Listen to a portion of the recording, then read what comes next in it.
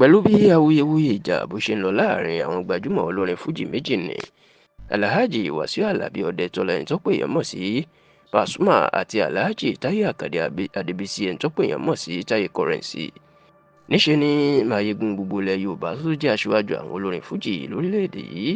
Alhaji Wasiu Ayinde Marshal ọmọ Gbọ́láhàn ẹni tọ́pọ̀ èèyàn mọ̀ sí K1 The Ultimate tó tún jẹ́ olórí ọmọọba akílẹ̀ Ìjẹ̀bú ẹni ló máa ti fa ìbínú ẹ̀ yọ lórí ọ̀rọ̀ yìí tó sì ti ṣe ìkìlọ̀ fún tọ̀túntòsì àwọn méjèèjì pé bóun bá tún gbọ́ pínkín tóun tún gbọ́ ariwo ìjà níṣẹ́ ni wọn yóò rí pípọ́n ojú òun. Ẹ rántí pé tẹlifíṣàn Yorùbá Tòótọ́ ló kọ́kọ́ gbé ìròyìn jáde pé Wasiu Ayinde ó fa ìbínú yọ lórí bí ìjà Pasuma àti Táyé Currency tó gbọ̀nà ara tuntun yọ nígbà tí Pasuma tó sọ lópin ọ̀sẹ̀ tó kọjá ní ìlú Ìbàdàn ní ìpínlẹ̀ Ọ̀yọ́ tó ti lọ kọrin tó fi Táyé Currency wé olóńgbò tí òun fún un lóúnjẹ tóun sìn láti kékeré tó wá dìgbà tí olóńgbò náà ti dàgbà tó ti jẹun yó tán tó wá ń fi èékánná ha òun lára. Èyí ni Táyé Currency gbọ́ tó fi fa ìbínú yọ tó ní Pasuma já òun kulẹ̀ fún irú ọ̀rọ̀ tó sọ tó fóun wé olóńgbò tó sì ní bí Pasuma bá tún sọ irú ọ̀rọ̀ bẹ́ẹ̀ láyé ẹ̀ òun yóò tú àṣírí ẹ̀ ìyẹn àṣírí tó lè bá ayé ẹ̀jẹ̀ pátápátá tó wà lọ́wọ́ òun. Ọ̀rọ̀ yìí ló máa di wàhálà àti àwọn olólùfẹ́ Pasuma àtàwọn ọmọlẹ́yìn ẹ̀ tẹ́ fa ìbínú yọ pé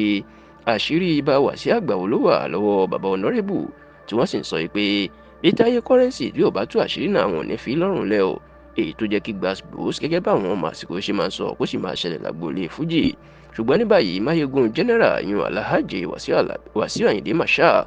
K1 The Ultimate tó ti gbé ìgbésẹ̀ o lásìkò tó ránṣẹ́ pé Táyé Currency pé kó wá bá òun ní Ìjẹ̀bú Òde. Ìní Wasiu Ayinde ló máa fa ìbínú yọ sí Currency pé láti àsìkò yìí lọ òun ò fẹ́ gbọ́ nǹkan kan mọ́ ó ní bàbá lòun jẹ́ fún òun àti Pasuma ní tóun bá sì sọ tó ń bá jẹ́ pé wọ́n gbòun bí gẹ́gẹ́ bí bàbá àti ọ̀gá àti aṣíwájú òun ò fẹ́ gbọ́ nǹkan kan mọ́ ó ní kí Táyé Currency kó lọ dákẹ́ orí èbú o kó sì má ṣe rí Pasuma fín nítorí pé igi mú ó jìnnà sórí kó sì rántí àwọn nǹkan tí Pasuma tó ti ṣe fún un.